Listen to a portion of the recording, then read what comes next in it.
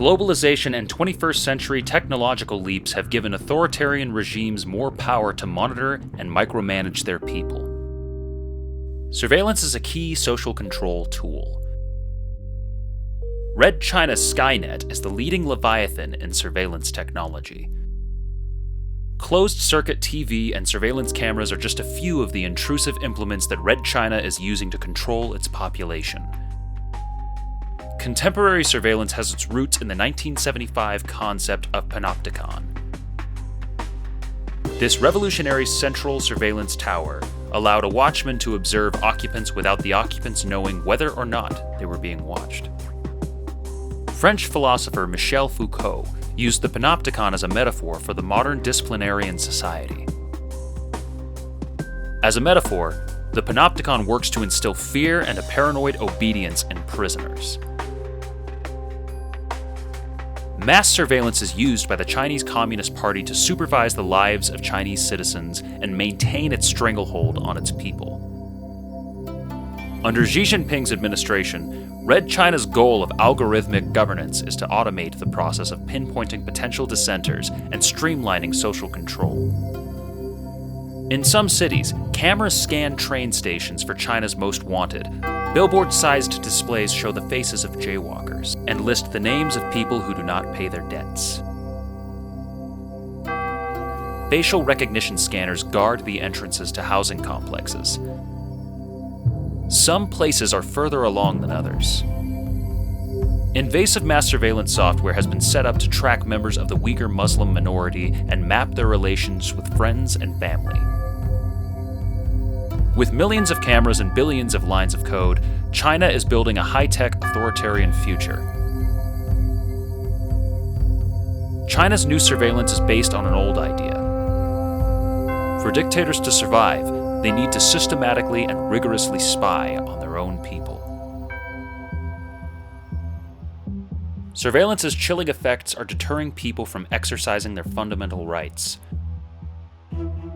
Fear of prosecution is motivating self-censorship, which deters people out of practicing basic freedoms, such as reading, thinking, and communicating privately.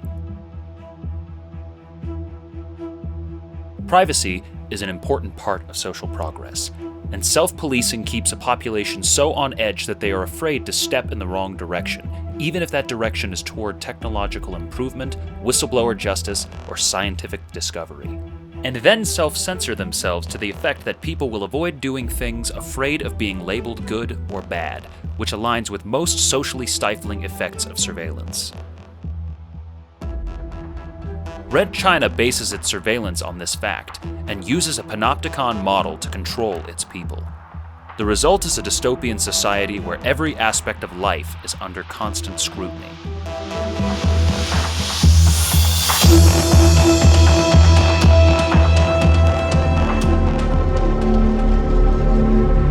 Cyberspace describes the digital space in which we interact with the rest of the world through exchange of ideas, sharing information, providing social support, conducting business, creating arts, and engaging in political discussion.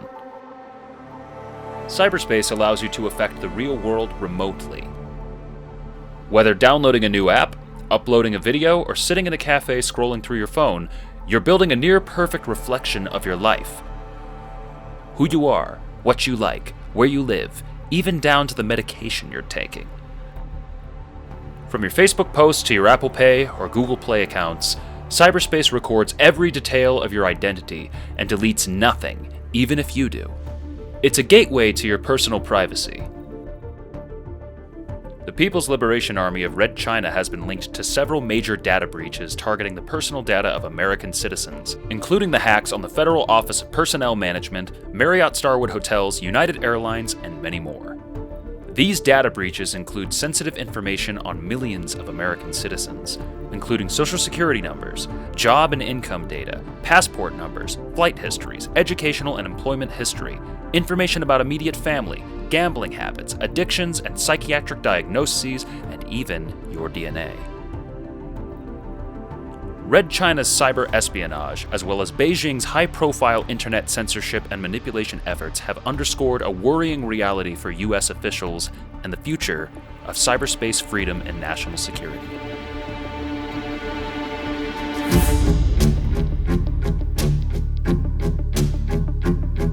Great Chinese Firewall is the combination of legislative actions and technologies enforced by Red China to regulate the internet domestically.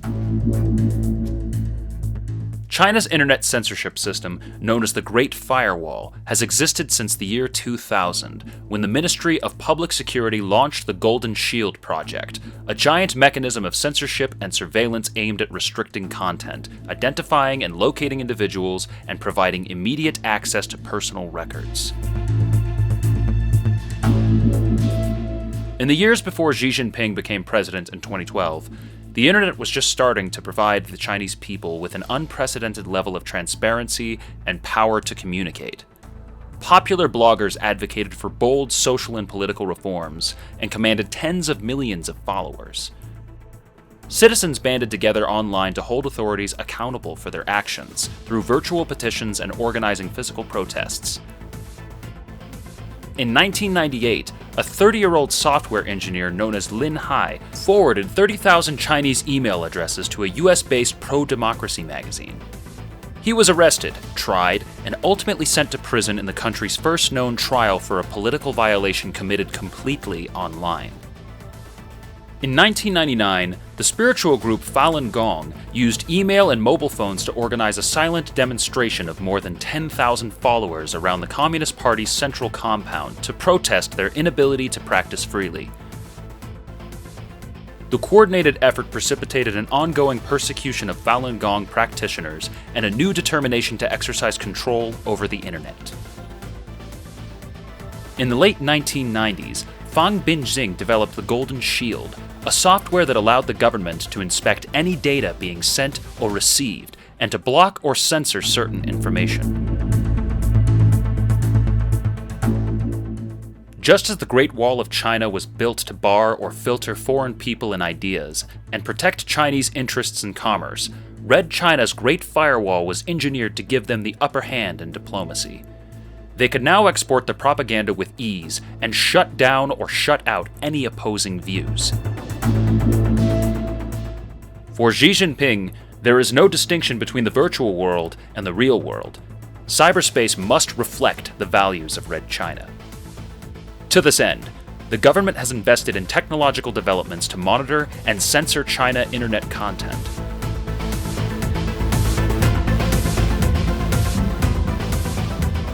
Huawei is a Chinese multinational technology company. It designs, develops, and sells telecommunications equipment, mainly smartphones. It overtook Apple in 2018 as the second largest manufacturer of smartphones in the world. Huawei has faced difficulties in some markets, primarily those of the United States, due to its links to Red China's People's Liberation Army and cybersecurity concerns that Huawei's infrastructure equipment may enable surveillance by Red China. Huawei also enables the surveillance and mass detention of Uyghurs in the Xinjiang re-education camps, which have resulted in sanctions from the US Department of State. Major governments including the United States, Japan, and Australia have blocked the Chinese telecommunications equipment maker from providing hardware for next-generation mobile networks, known as 5G. Tencent is a Chinese multinational technology conglomerate holding company. It's the world's largest video game vendor. It's also one of the most financially valuable companies to the Chinese Communist Party. All Chinese companies, public or private, are required to have a member of the CCP on staff to hand down official party edicts. Tencent is no exception to this rule. In 2017, Tencent had 7,915 CCP member employees. In 2019, Dutch hacker Victor Gevers revealed that the content of millions of conversations on Tencent applications among users at internet cafes were being relayed, along with the users' identities, to police stations across China. As Tencent's pattern of censorship and data sharing with China's repressive government continues and intensifies, the basic rights of all users, regardless of their location and nationality, become a mounting issue. 5G is the fifth-generation mobile network. It enables a new kind of network that is designed to connect virtually everyone and everything together, including machines, objects, and electronic devices. The new networks will not just serve cell phones like existing cellular networks, but also be used to connect the world through a warp-speed data network. Along with the Belt and Road infrastructures, 5G technology is key to Red China's plan to gain world domination in cyberspace.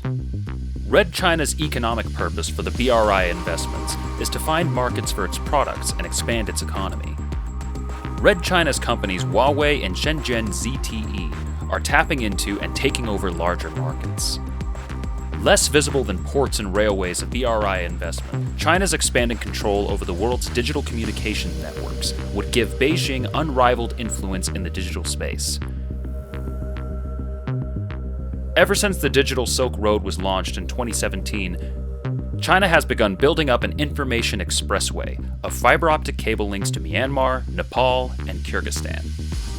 It plans to connect Africa to China by laying cables across the ocean from Pakistan, which is being linked to China through its China-Pakistan Economic Corridor. China has offered to help countries as far away as Cuba, Egypt, Saudi Arabia, and Turkey to advance cloud computing, big data, and artificial intelligence. AI Major Belt and Road Initiative partners don't even have an option to choose whose companies to deal with. They are required to use only Chinese 5G suppliers, which hold 36% of all 5G patents worldwide.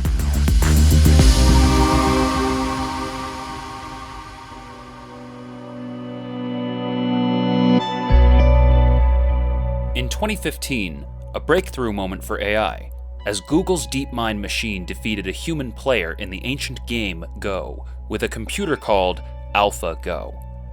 AlphaGo is a computer system that uses machine learning technology and algorithms to predict opponents' behaviors and beat them. While most of the world was oblivious about this event, Red China recognized the importance of AI in its plan of world dominance. The field of AI studies is split into two major types: narrow AI and general AI. Narrow AI is what we see all around us today, such as Google Maps calculating the best route for your trip, or Amazon Alexa finding your favorite song. Unlike humans, these systems can only be programmed on how to do specific tasks. General AI is the artificial intelligence that can adapt intellect found in humans, a form of intelligence capable of learning and adapting, or to reason about a wide variety of topics based on its accumulated experience. This is the sort of AI more commonly seen in movies, like the murderous computer machine HAL 9000 in Stanley Kubrick's 2001 A Space Odyssey, or Skynet in the Terminator series. Shall we play a game? Oh. I think I missed him. Yeah, weird, isn't it? Yeah. Love to. How about global thermonuclear war? Wouldn't you prefer a good game of chess? Later, let's play global thermonuclear war. Fine. All right.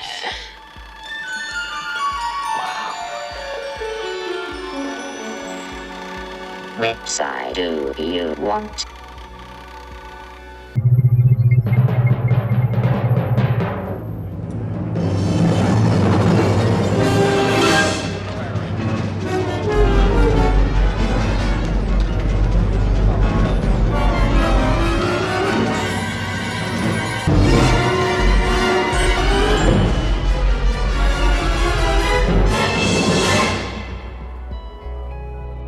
AI and surveillance technologies serve more than their economic value. They give Red China authorities the power to control and squash oppositions. Although not widely developed, it is something which China's President Xi Jinping is looking at and funding to build. Red China's chairman Xi wants to use AI's analytical powers to push China to the cutting edge of surveillance. He wants to build an all-seeing digital system of social control, patrolled by algorithms that identify or anticipate potential dissenters in real time. Xi Jinping wants China to achieve AI supremacy by 2030. The number of facial recognition cameras used by Red China has grown from 176 million in 2017 to 626 million in 2020. With adventurous AI startups funded by the Communist Party and tested by the People's Liberation Army, Red China's dream of controlling the world through machines is being realized.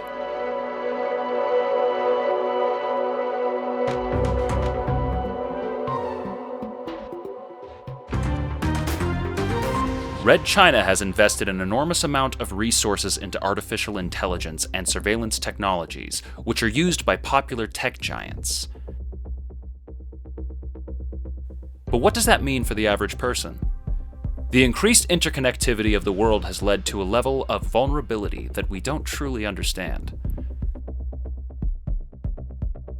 We are leading strangers into our homes as we become more connected to the digital world. Our personal data is collected and mined for the purpose of control and manipulation by big corporations and private parties. With shared personal data, whether illegally collected or voluntarily given through our actions online, we are surrendering our personal privacy. In 2016, a largely unknown Chinese gaming company called Beijing Kunlun dropped $93 million to purchase the world's most popular gay hookup app, Grindr. The question arose, why? In 2018, the US began an investigation into whether it was harnessing Grindr's user data for nefarious purposes like blackmailing gay American officials.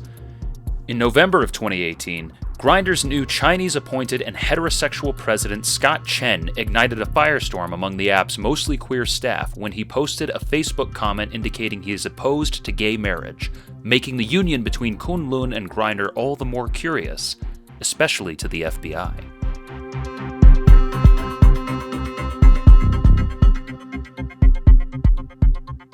Red China's social credit system is a state-driven program designed to do one thing: to uphold and expand the Chinese Communist Party's power. Under Xi Jinping, Red China created the social credit system to build a record-keeping database for individuals, businesses, and the government to be tracked and evaluated for trustworthiness or pro-government attitudes. The credit system is closely related to China's mass surveillance systems, such as Skynet, which incorporates facial recognition, big data analysis technology, and artificial intelligence. One's bad social credit could deny that person's ability to travel, prevent their admissions to schools, result in public shaming, and cripple online socialization. Top citizen scores get VIP treatment at hotels and airports, cheap loans, and a fast track to the best universities and jobs, while those at the bottom can be locked out of society and banned from travel, or barred from getting credit or government jobs. It's the largest social engineering project ever attempted, and if successful, it will be the world's first digital dictatorship.